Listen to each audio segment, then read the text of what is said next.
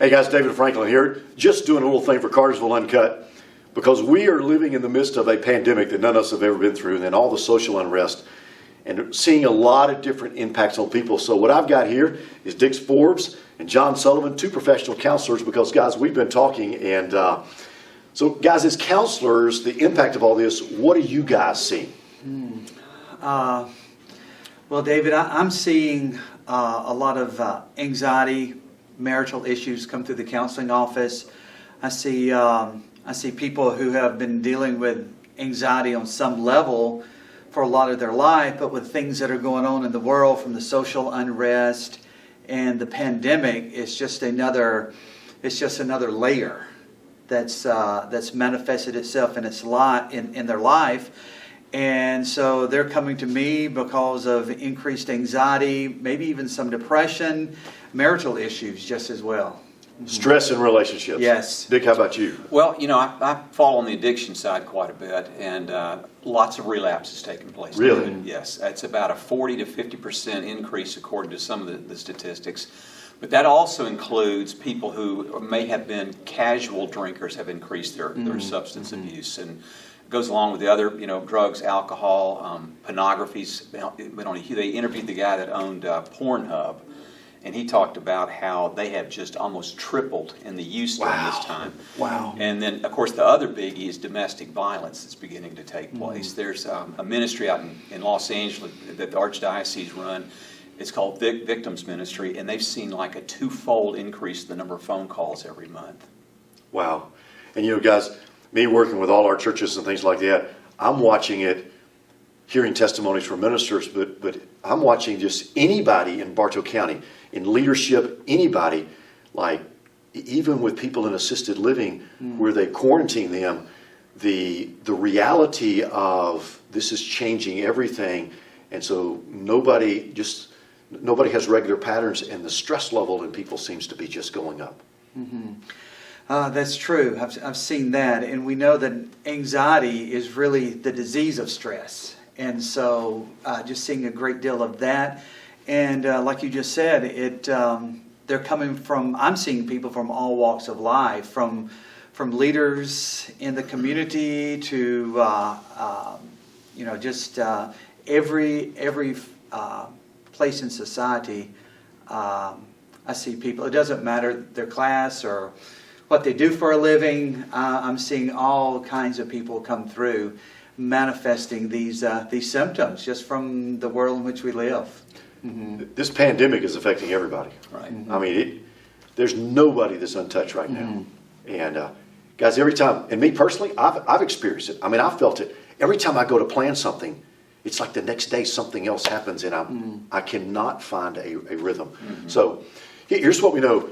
What we're going to do is we're going to come back and talk about this further and kind of delve deeper into some of this kind of stuff, because I think this will be helpful to people. The first thing is you just got to recognize that this is real stuff. Mm-hmm. I mean, this kind of impact of the pandemic, Dick, it's real, isn't it? Absolutely. I got a real close friend. She's an attorney here in town. She's actually a divorce attorney. And she called me a couple of weeks and said they're coming out of the woodwork. Oh, God. Her phone was ringing off the hook. Yeah. Well, listen, we'll be right back to further talk about this. Hey, guys, David Franklin here with Cartersville Uncut, talking about the reality of this pandemic and social unrest and the impact on everybody, because we're all affected by it. And with two professional counselors, Dick Forbes and John Sullivan, we were talking about just the stresses it's creating, but what's the foundation of this? What's really going on under the surface with this? Because people are impacted by this. Right. I take David in working with folks. I mean, this isn't just now. This is ongoing, whether it's a pandemic or social unrest or not. But it's the fear that's below everything. And how does fear manifest itself? Well, it comes out in anger. It comes out in control. It comes out in the need to be right. It comes out in judgment, criticism, people pleasing. It just manifests itself. And I'm talking about shaking in your boots, Friday the 13th movie kind of fear. I'm talking about the fear that we don't even recognize in ourselves. Mm-hmm. And we end up making what I call fear-based decisions, which are knee-jerk.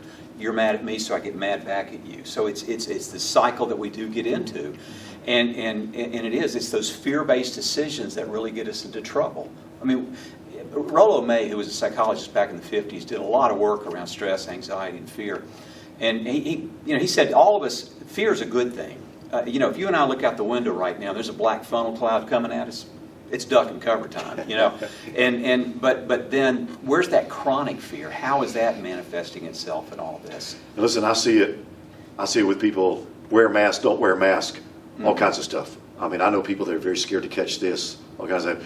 John, you do a lot of stuff with marriage counseling. Talk about how does that express itself in a marriage? Yeah, we see a lot of that with these core fears that an individual has when they're under pressure, when they're under stress, within the relationship. Then that is manifested in different ways. If my core fear is that I am worthless, or I am no good, or I'm less than, something along those lines, then that's going to, my behavior is going to be displayed in some fashion, whether by withdrawing or becoming angry.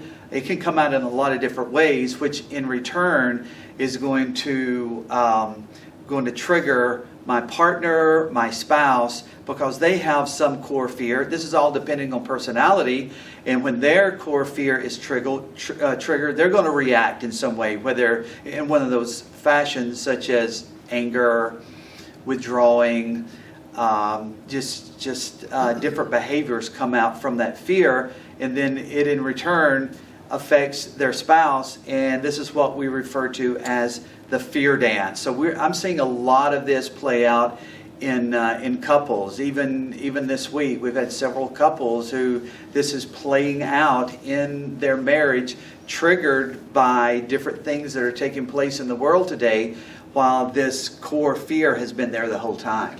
And guys, it's a reality right now as we're starting back to school. There's fear on, do I send my kids to school? Yes. Do I not send my kids to school? Mm-hmm. I've never lived in a time where I've seen this much press on everybody at one time.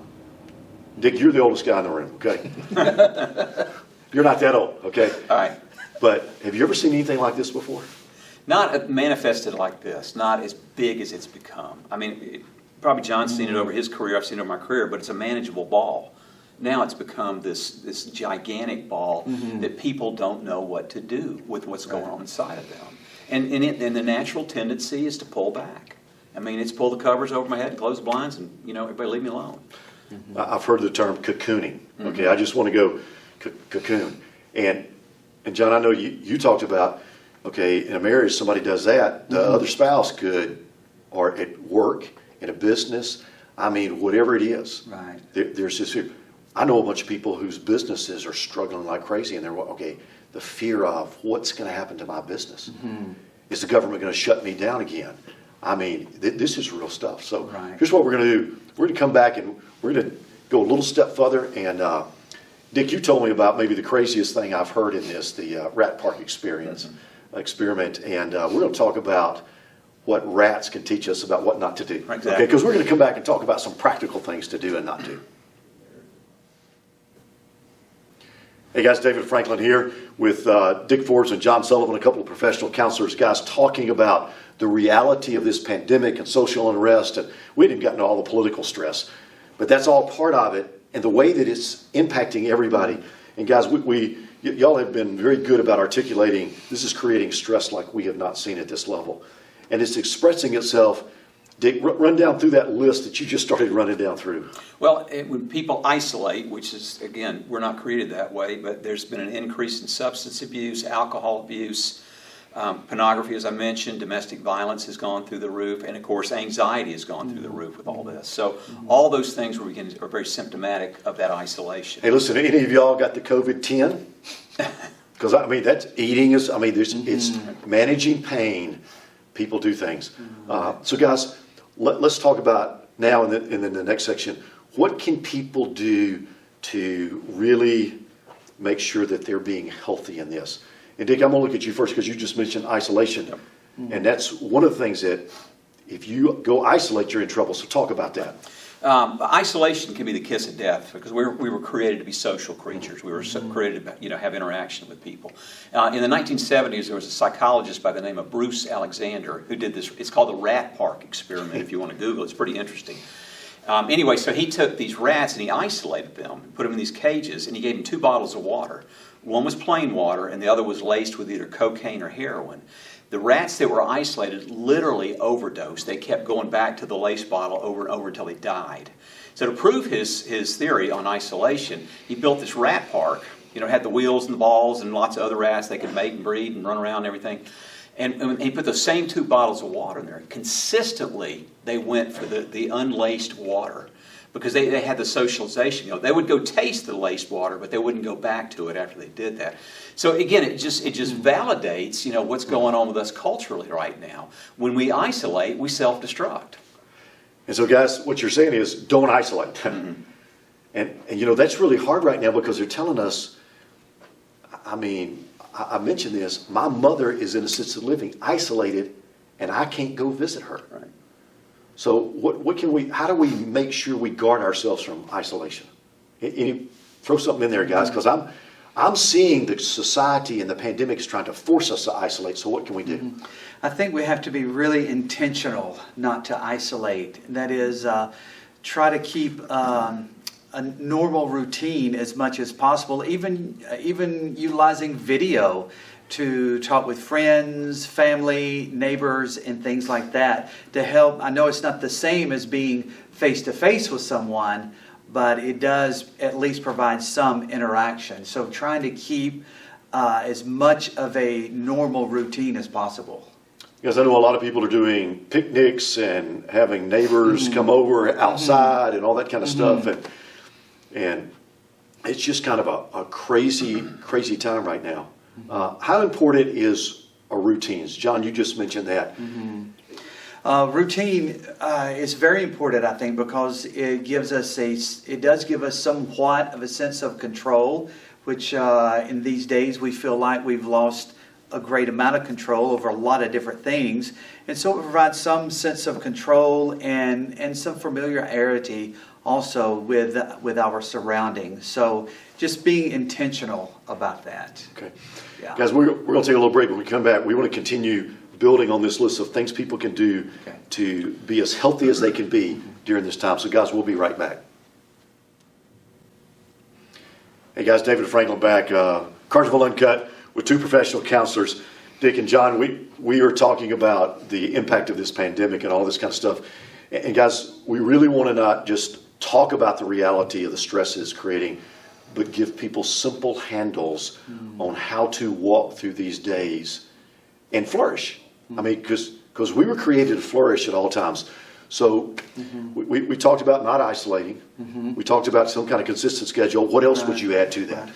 Along with that, David, I would think with intentionality and not isolating would be to exercise. It sounds really simple, but oftentimes exercise has been seen as a very good, even antidepressant. It tends to lift our mood and just make us feel better. And so it doesn't mean you have to go to the gym and pump iron for 2 hours, but just getting out for a walk in the neighborhood sometime can lift our spirits and make us even feel better. So just simple exercise can help. So we've got don't isolate, have some kind of schedule, exercise. Dick, add number 4. I would add diet to that. Diet? Okay. Again, you mentioned the pandemic 10 right there.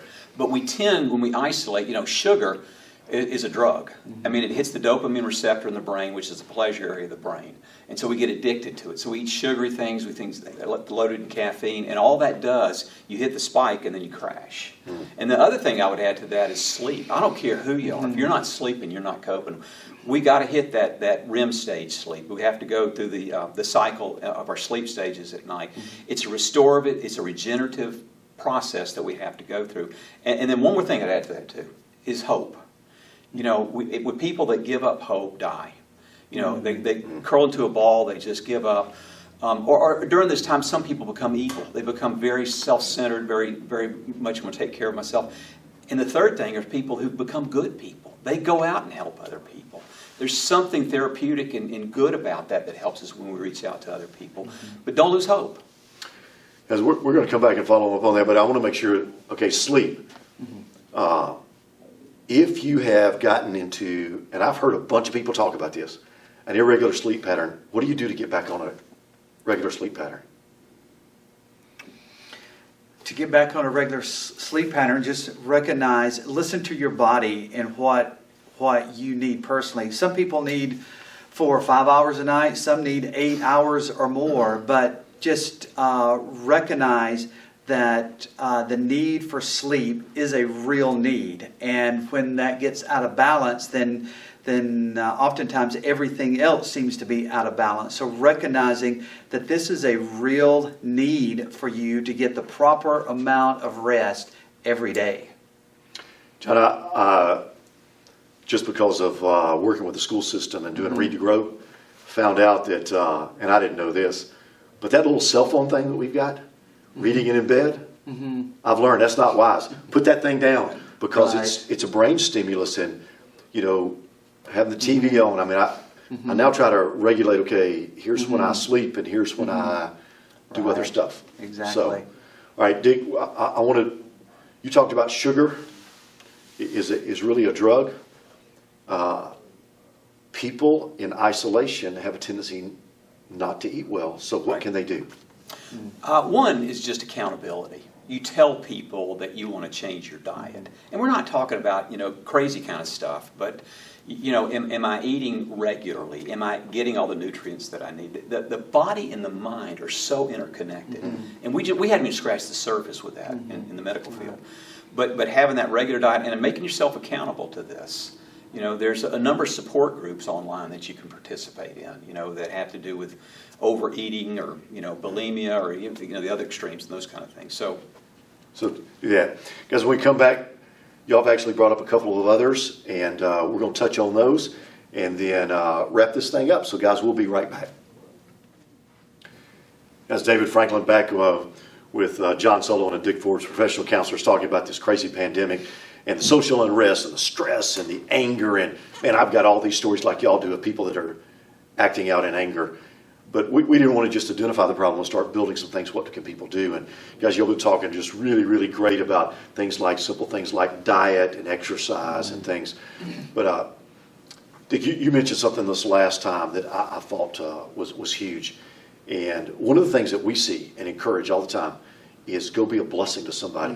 One of the best ways to be healthy is to go help somebody else. Y'all talk about that right there. Yeah, I think so. Anytime we turn our attention outward, it's always beneficial. And so that could be done through a local church, a local charity organization, or even just going to your neighbor. You find out that your neighbor has a need, someone in the community. We were created for community, and so we can go and be a blessing, be a help to someone else without breaking the social distancing rules. We can take a meal, we can provide some kind of encouragement to someone we know who is really struggling. This turns the attention outward and is really beneficial, I think, to our mental health. John, is really interesting from somebody who way back in March, the 1st of March, I got exposed to COVID-19 and got it and gave it to my family and all that kind of stuff. I remember when we were in a house with everybody with this thing, somebody put a big thing of toilet paper on the back of my truck. Nice. And I have no idea who it is. But now guess what? We're out doing stuff for, my wife cooked a bunch of stuff and took to some friends who now have COVID-19. And it makes you feel better, doesn't it? I mean, when you go... I think you said something. You cannot spend all your life focused on yourself. If you do, you'll self-destruct. That's right. Dick, you said something about hope, which I think that's one of the most important things is people have to have hope. Talk a little bit more about that. Right. Real quick story. A guy named Viktor Frankl wrote a book called Man's Search for Meaning. He survived the death camps in Germany. He was a Jewish psychiatrist. And he wrote this little book when he got through. And he said there were 3 people that he observed in these death camps. And one were the people that gave up. And they just literally... died there on the spot. The 2 were the people that he called, they became evil. They became informants. They liked out for themselves. They were all concerned about their own survival. And he said the 3rd were those people who became great. where they sat with the people that were dying. They shared whatever they could with these people. And so he asked the question, he said, what was the difference in all those people? And it came to one thing, it was hope. What do I put my hope in right now? You know, if I put my hope in the pandemic and the government taking care of me, I despair. But if I put my hope in something greater than myself, then I'm more likely to become that greater person. And the getting outside of yourself, serving other people is absolutely spot on. You know, Dick, now for me personally, and John, we're talking about schedules and stuff, this has actually slowed me down a little bit. So my schedule is so consistent. Every morning I get up really early and spend time listening to music, just reading my Bible, because I'm a person of faith. And, you know, for me, it all centers around that. But that hope thing, and then being able to say, I mean, my hope's not in a cure for I'm not waiting for them to get a cure. My hope is in something larger. And I'm going to go help as many people as I can. So, all right, guys, we got to wrap this up. One last thought. One thing that you'd like to say to everybody, to say, hey, here's one thing, just one thought. Just like kind of been the theme through this, is to keep hope alive and just turn our attention not to the virus. There's always going to be things in this life to discourage us and to get us off track from our personal goals. But keep our eyes ahead, keep our eyes open, keep hope alive, and look to the future. Turn our attention to the future, and be intentional about our own personal well-being, our own personal growth in this life. All right. Dick, what did you say? Well, I would steal from Winston Churchill's speech he gave one time. Never, ever, ever give up. That's good. That's good. All right, guys, listen, thank you for your time. And y'all, I hope our desire is to encourage you, and so that you can flourish during this time instead of just flounder. So listen, God bless you, and you have a great week.